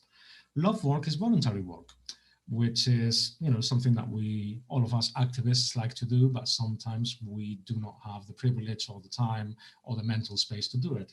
But in a DISCO, that work is actually counted. And when you get paid from your livelihood work, from the normal work, you actually pay back this love work, this volunteer work. And the third is the care and invisible work. There's a whole set of economic programs and stuff that we have developed to make sure that this gets implemented and that these three flows of values are articulated in the day-to-day functioning of these organizations. And then the seventh is plan for federation. We've already seen the diagram of, like networks, how do they talk to each other, etc. Federation is really important. Networks, share certain things, but federations also share values. One of the things that is really exciting about federation is that many of these alternative economic projects can go beyond being just mere economic alternatives to being an economic counterpower. I'll give you an example. Up to 2017, cooperatives worldwide had an annual turnover of 3.5 trillion, which at the time was the market cap of Google, Amazon, Microsoft, Facebook, and Apple at the time. As we've seen with the COVID crisis, the market cap has gone up. Turnover is not the same as market cap. Turnover is based in real economy. Market cap is based on fictitious economy. But the example stands, meaning that cooperatives, these little things, if they were to network together, they can actually become a really important economic player. There's a quote by the noted deceased ecologist David Fleming, who you may be familiar with, and he said, large-scale problems do not require large-scale solutions. They require lots of small solutions within a large-scale framework. And this is a vision of DISCO. Small cooperatives which are working towards social and environmental ends, which are putting activism back where it belongs in the workplace, federating and mutualizing power with each other. So DISCO prototypes forms of ownership, governance, entrepreneurship, and value accounting. There's a whole lot more to DISCO. You can go to disco.coop and read all this stuff. But again, for the purposes of this discussion, and I'll turn my camera back on so you can see me. Hello. It's a way, it's a strategy, and it's a set of tools to make sure that all those people who are disenfranchised, all those people who may not have the privilege to do activism, all those people that will be most affected by climate, not in the global north, but elsewhere, can actually get together to do this work and reimagine economics from the bottom up. That's it. That's incredible. Thank you so much, Stako. It's such great work. Can I just ask you, you know, what might seem like a really obvious question, but do you feel that what you're doing is like the next stage of the global cooperative movement that's been going on for decades? That this is like evolution of that same thing, and you know that it just continues to grow, but in a very new, far more, you know, all systems go in a way. I mean, yes, but obviously I would say that. And to us, I mean, DISCO has 7 principles which sit on top of the original cooperative principles. And cooperatives are kind of like a form to like, kind of like formalize the spirit of the commons into entities which are in the market. But many co-ops just behave like corporations, and they're kind of like checked out. And after 175 years, they haven't brought about the desired change. So DISCO gives you like a set of constraints to make sure that co-ops can actually, the 6th co-op principle is cooperation amongst co-ops, and it sits nicely on the wall of most co-ops, but it does not get implemented. But we're developing the tools to make sure that that does get implemented, yes. Yeah. But of course, I would say that because this is our critique, others may differ. It has been extremely successful. There's people writing to us wanting to create new DISCOs, and you know, it is a conversation going on within the co-op movement. Yeah. And over the last 4.5 years that we've been doing the alternative, I have to say that, you know, the energy coming from what you're doing and what people are doing with you around the world has been remarkable. And I really want to make sure that more people pay attention and invest in this kind of work. So thank you so much. So now I'd like to do something a bit more unusual and just share my own space with Becky Birchall, who's the director. Who's the director of the Change Festival that I've been taking part in over this weekend. And yeah, Becky, would you like to just introduce yourself and say hello to the Humanity Rising audience here? Hello, everyone. Lovely to join you all. So yes, my name is Becky Birchall, and I am the founder and director of Change Festival, which is a weekend arts festival happening at Warwick Arts Centre, which is in Coventry in the UK.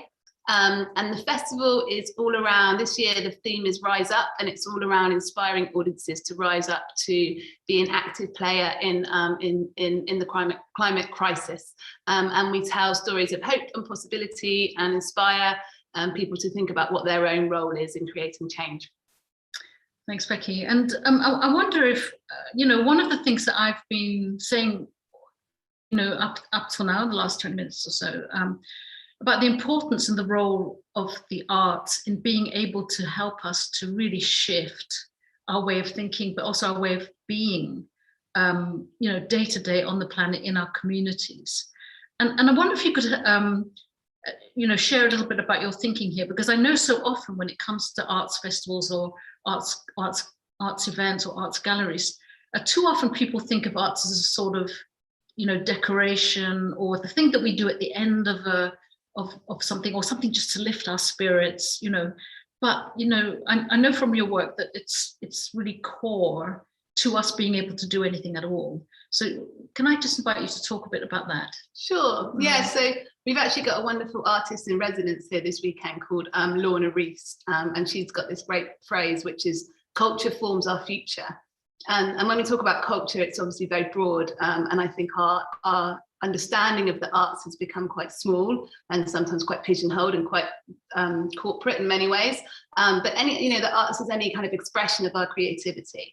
So yes, the arts has got a really important role to play, arts and culture, because when we're thinking about this huge job that we have of humanity at the moment, which can often feel very overwhelming and complicated, and confusing, because sometimes it feels sort of desperate and other times it feels hopeful.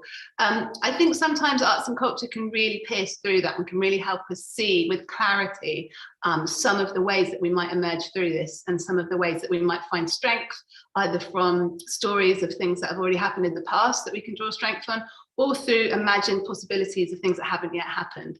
And storytelling's always been a huge part of our culture, from before we had stages or books or written word or Netflix or any of that. And so we kind of have to go back to that. This moment is calling us to go back to some very ancient wisdom, and one of our most amazing skills as humans is our skill as storytellers. So at its heart, Change Festival is about stories. It's about what are the stories that we need to hear in this moment that will help us and inspire us to realize our own place in the story that is now unfolding. And two events that took place this afternoon, Rising Up, Reclaim, Rising Up, Reawaken. Yeah. Can you share a little bit about what you gleaned from those two events? Yeah, so we had a talk series which was all around this invitation to rise up, and the one this afternoon, the Rise Up to Reclaim, was the whole Rise Up series is an invitation to rethink some of the stories that are holding us back.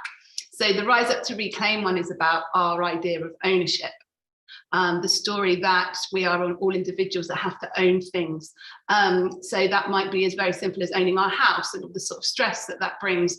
It also might be around our ideas of ownership of land. And as we know, this idea of ownership of land, for example, is a new one, relatively new in the case of human history. So this Rise Up to Reclaim invitation is about saying, are there new ways that we can imagine a future where we don't have these stories and these concepts holding us down? What would be the new story? What would be the new imagining of a future where that weight isn't holding us down?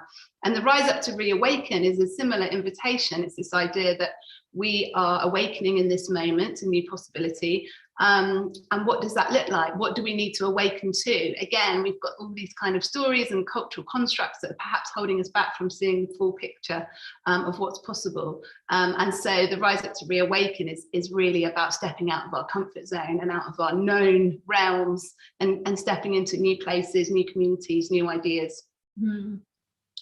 And obviously one of the great things about an arts festival is that it draws all kinds of people in a much more diverse way probably than a conversation would, so certainly in our work at communities, when we invite people to a conversation, there's always, certain people will join, people who share your values, people who are already in the conversation, but there are people that are excluded from that, they don't feel comfortable, whereas a festival will always, really reach out to people on their own terms, really.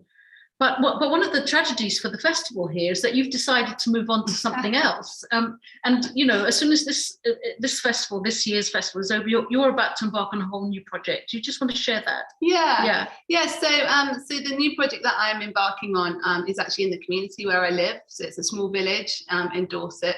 And I've been working with my best friend Alice, who unusually owns the village itself, which is about 33 houses, and also the land, which is unusual and is also in many ways, problematic in terms of its sort of feudal model. But what it gives us is a really unique opportunity to reimagine the future of that land and that village in quite an ambitious and experimental way, which a lot of other communities don't have the autonomy to do. because everyone's in their own separate ownership. So I guess we're sort of treating the village as if it is already community owned, even though structurally it's not, with the idea being what do we need to prepare for the future? What does a future of a rural community like that look like? So a lot of the imagining is around the land, how we change from this kind of industrial agricultural model that's currently the farming around there, how we bring it much back down to much more diverse things that we grow. So we're setting up a community owned farm, which will actually be community owned, but it's also around how we integrate the community with that conversation that's happening, and that's where the really interesting work is, and actually that's where it crosses over with what I've sort of discovered through Change Festival, which is about this: everyone has a role to play. So in a community of 100 people, it's not an intentional community. Those people just live in the village and they love living in the village, but there's all different characters and there's all different skills and all different ideas. So for me, it is a very similar process. It's kind of a curation of people and ideas and how we bring all of that together in a really interesting way to do the same thing that I was trying to do with Change Festival, which is a sort of transformative model and idea. So as much as I've love doing Change Festival, I said to someone today, it's been like my PhD. It's been like the process through which I've learned and met incredible people. And now I sort of want to practice what I preach, which is about action.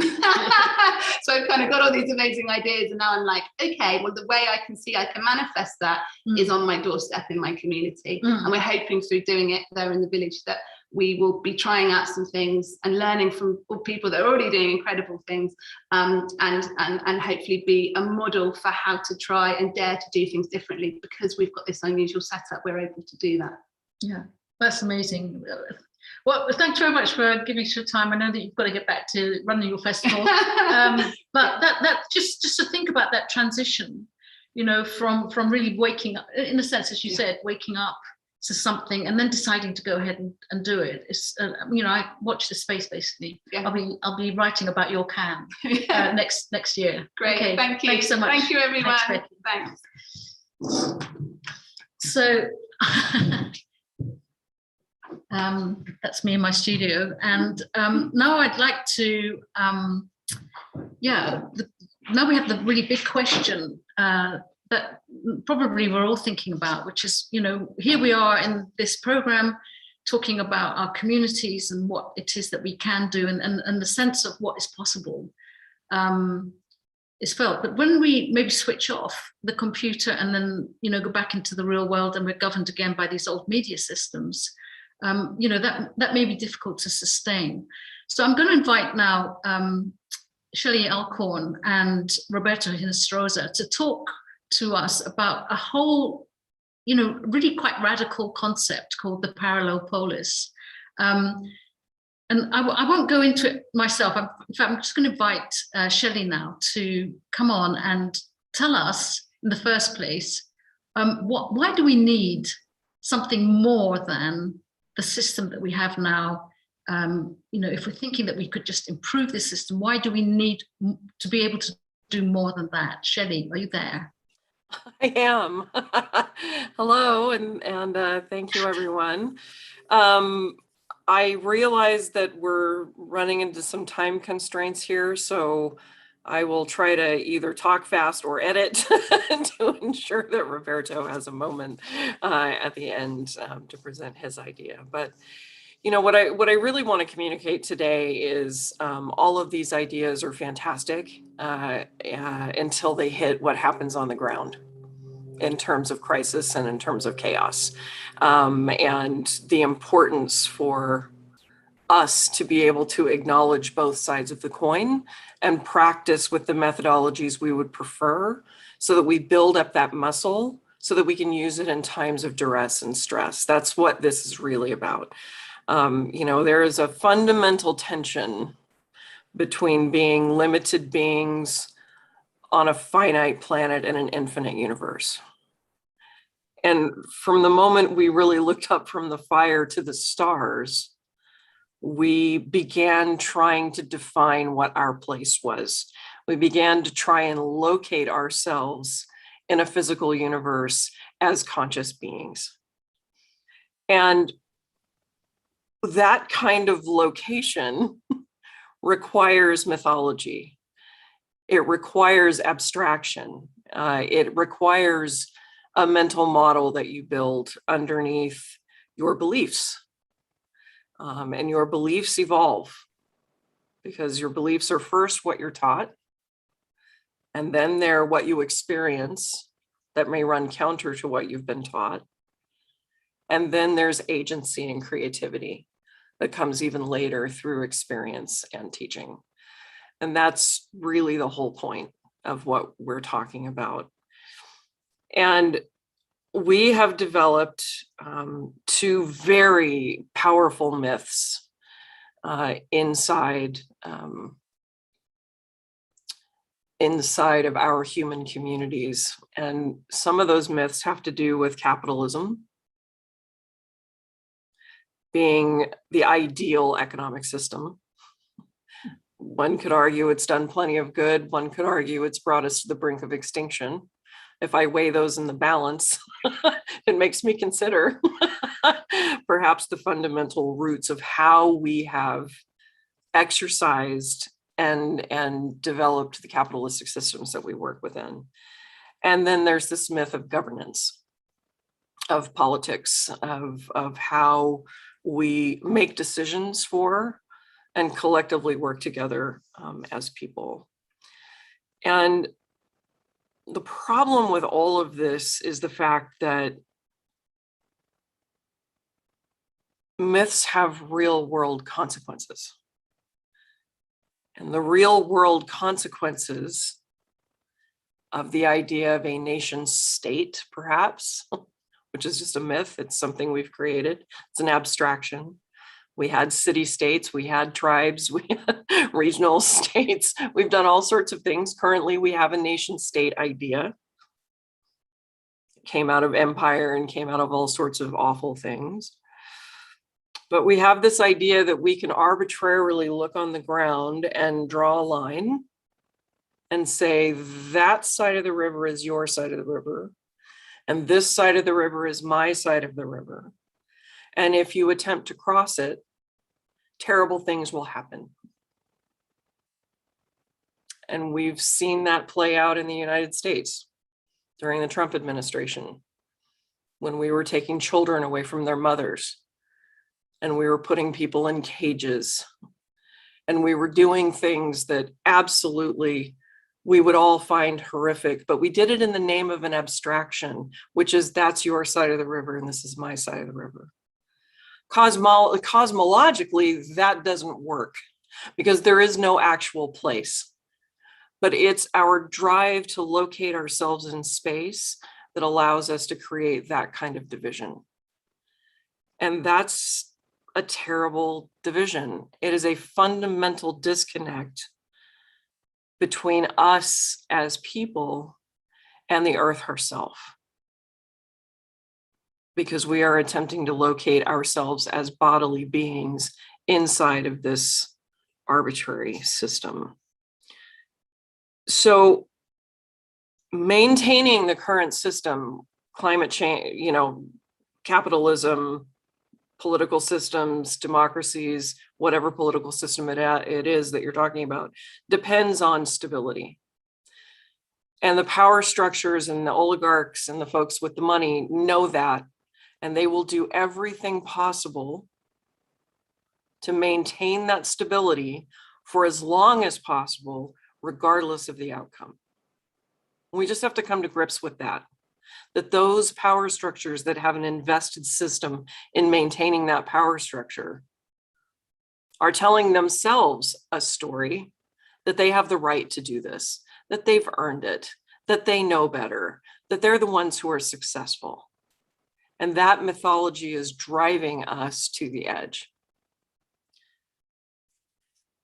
And as systems continue to destabilize, as people are really waking up at COP26 and realizing, no one's coming to save us. Like, they're not coming to save us.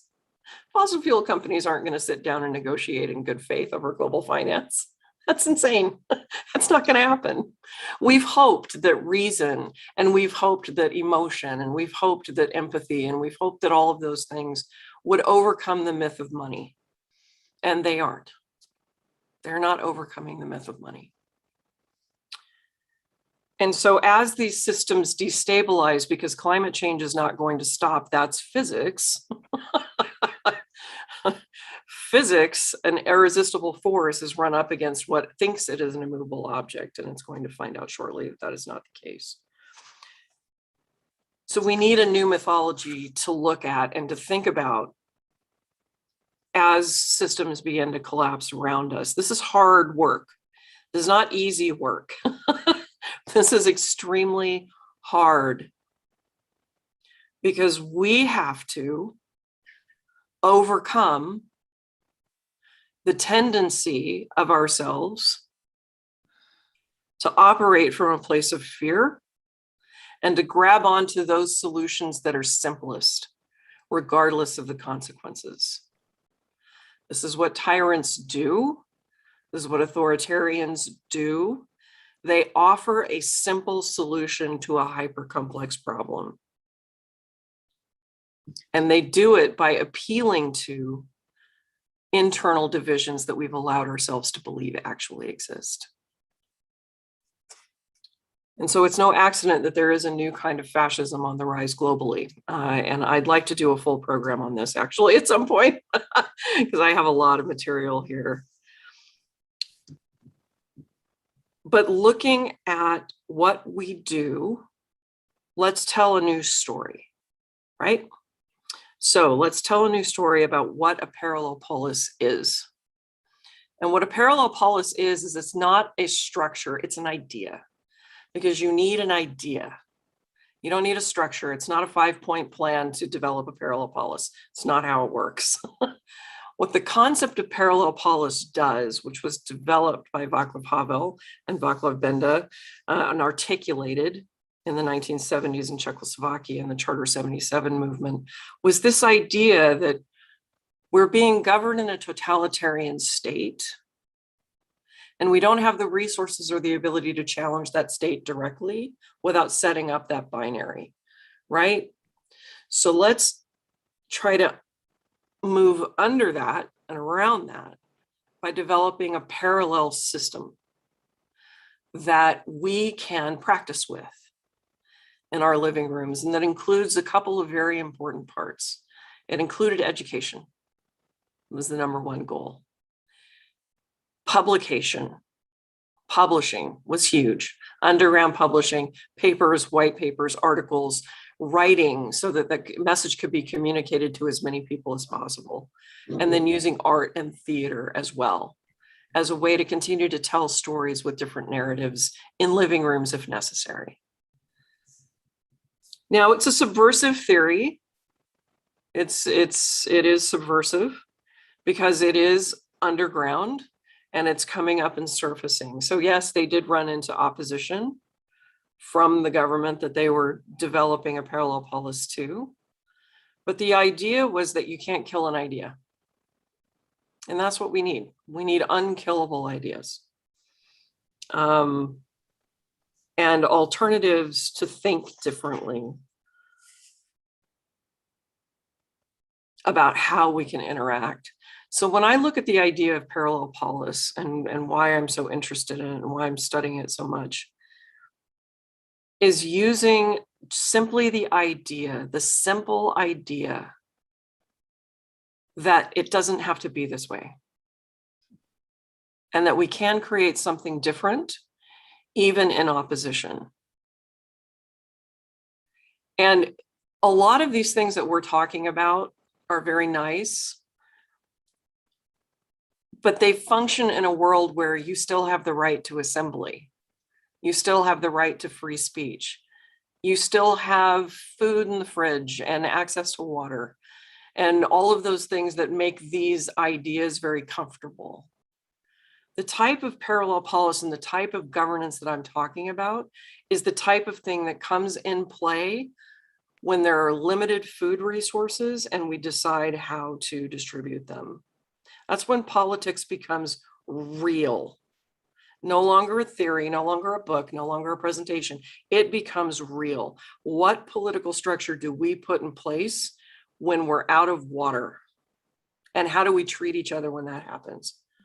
That's the nature the depth of thinking that has to go into a parallel polis. And it's going to play out differently in every single region of the world.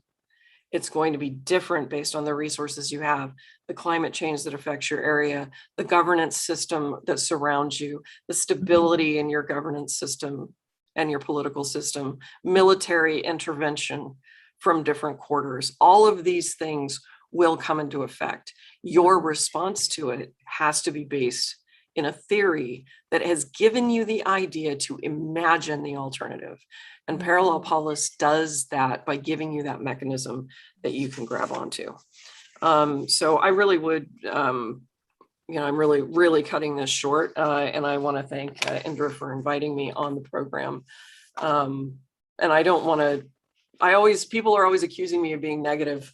It's like, I'm not negative, I'm practical. Yeah. I see what happens. We have to think differently, but thinking differently is not easy.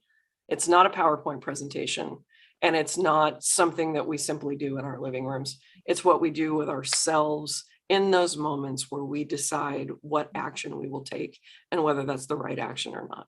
So thanks. Shirley, that was incredibly powerful, and I'm so grateful to you for sharing that vision with us. I'm going to invite Roberto Hinestrosa, because I think there's a thin line, isn't there, between prefiguring, and I think that what Roberto's doing at the moment in Mexico is with the same idea that you're describing, is prefiguring, in a sense, already building at this time, in real time, in this moment, the things that come that moment that you describe will be ready to receive and to act. This is the time. So Roberto, I could see we've left you very little time indeed, but I know that you can power pack something into the few minutes that we have, and please go ahead. Thank you all. I want to invite you all to start thinking in a different way, as Shelley pointed. And what I see, what I propose, that we step back a couple of step backs and look at it from a different time scale. So we needed a large history of cooperatives for discos to came now. So what we're doing is that we're composting the culture that we have. We're composting civilization in this century. And what will come from this compost substrate, and it's coming already, all the fungi, all the new plants that are coming. This is the future of humanity. And we're not only changing an era in the way that we've been doing in recent history, changing technology and energy source. But I think this is the opportunity for all humanity to gather our agency and really make a change of an era. So here I'm going to share a presentation to talk a little bit more about some ideas, some of the possibilities, and please let me know if you see the presentation. It's there, Roberto. It looks good. All right. So there is this question: how to build a parallel polis? Actually, you don't build it. Parallel polis is already happening with everything that we do. The transition towns, humanity rights, and trust the people. We are all part of these new things happening that will constitute a parallel polis. Parallel polis emerge as we speak. And we can look at it as a process, as a context, and as a structure. As a process, we need to understand that and accept that we are at humanity's, and I think we are at humanity's coming of age. So it's time to let go of the things that don't work anymore, to compost everything. We are outgrowing what we had before, but we have to honor it. It took us to this moment. We needed to transit that history to be able to come of age. So let's honor the past and let's look for the future. Now, in this awakening, we're taking responsibility. So this is absolutely important. And we are finding the entrances to the new system. We're finding the entrances to the collective, to governance, to trust, to respect. So these are some of the things are in the substract from which the parallel police can emerge. I think we have plenty of questions on how to go into the future. And we can choose a path to keep our questions and at the same time keep walking to the future, keep walking to this new planet Indra proposed within Earth's regenerative capacity. For the first time in humanity, we have very specific opportunities. We never have the globalization or the technology enough to pull what we need to pull right now. And on top of it, we have a pandemic. The pandemic gives us the time to think about, to invest in ourselves, to look inside ourselves. So this is the moment. I agree with Indra. This is the moment when we can go into the future. The parallel policy is a way to take advantage of all of these opportunities, because and it's very when I see everybody talking about governments not doing what's going on in Glasgow, how can we expect that the very structures that put us into this will come with a solution? They were developed and designed to respond to different kind of things. So neither the financial system or governments are coming with solutions, and we cannot be crossing our fingers. So we go into the future because isolated persons, we have power, but it's isolated. So instead of being crossing fingers to see if the governments are going to do it, we can do it ourselves. We can network, we can gather collective power and do it together. The answer is us as network. To me, this is the future of humanity. So instead of how to build, what to build, a context. Parallel police can be an environment to promote and benefit local networks. Parallel police can be an incubator for things to happen, nurture the future. Zillion small groups of people connected, contributing, adding power. And there is a term Indra uses, I use it, a lot of people all over the world, we're using this citizen action network because it's like the obvious way to call what you do in the ground. And there are some characteristics of the cans that will be in that substrate. Community-based, community-oriented, sharing resources, self-organizing, autonomous and democratic, because the way forward is being together, unified in purpose. I love this quote. Imandit Kaur is someone that is already working. She is part of this emerging parallel policies, doing amazing work in Birmingham. And I use it because she put the light into one of the things that we really need to develop for the future, which is governance. What kind of governance do we need, and why do we need governance? Because we can only move at the speed of trust. We really need to go back to trust the person in the other side of the river. So we need governance that includes the subjective, that has different levels of competence, a real governance for real people in real situations. About the structure, and I'm going to pass slides very fast so you can look at it moving, and then come back and make a few commentaries.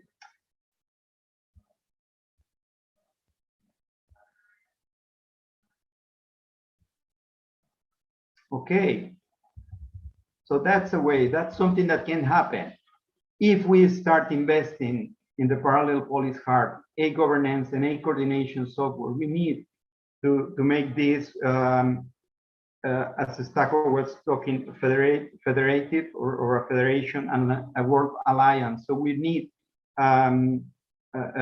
tools to do that, because a lot of people doing things in the world, it's already happening, but we are not connected. So we can invest in that, and from there we will have like a docking network. This software can be the docking network where territorial coordination happens, and groups of people cooperatives, local businesses can come together and start building these hearts and brains, local hearts and brains. And when we put them together and we dock them at a global level, we can have something like this. The whole system together with global coordination, territorial coordination, autonomy in the governance at each level, cosmolocal network. And I wonder how many cans do we need? How many groups of people do we need for the parallel police to emerge? For this heart to pump the new planet? For this brain to outsmart the former system? For the parallel police to act as an organism? I leave you with this invitation. Thank you.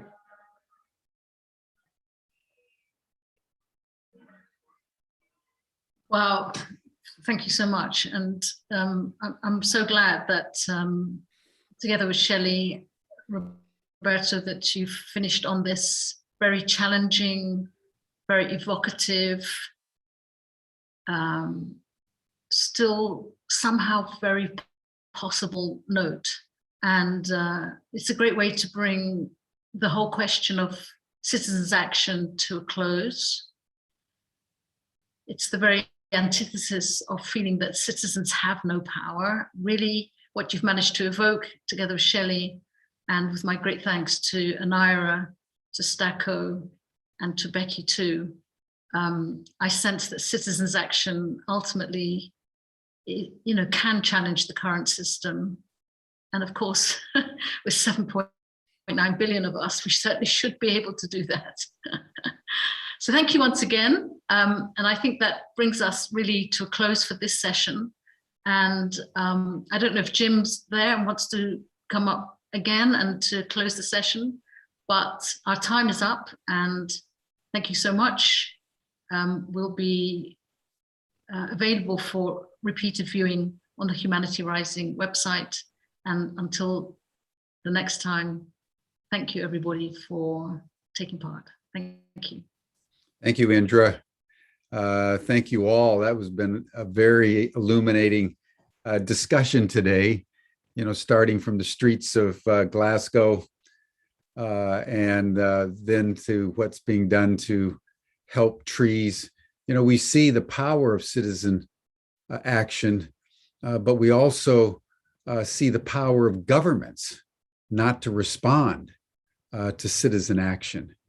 And so we're in one of those moments in history where possibilities and contradictions abound. And how we navigate at this critical hour, Indra, as you and your panel have suggested, within the increasing chaos of our world, where we're now in code red. So that means we are now inevitably going to be experiencing escalating and increasingly lethal ecological turbulence. What does citizen action mean in a time of escalating contextual turbulence? It's one thing to have social political turbulence. You look back over history and we see plenty of that. And then when you add to that ecological turbulence, then you have an admixture that is going to challenge all of us in unprecedented ways. And the whole notion, everyone, of citizen action networks is probably the only pathway that I can think of through this thicket. Because I think we're getting pretty clear at the end of COP26, the governments aren't going to do anything. The corporations aren't going to do anything. other than to continue the rapacious exploitation of community and people. That's abundantly clear. And so how we organize ourselves in this moment as the people of the world to secure the future of our children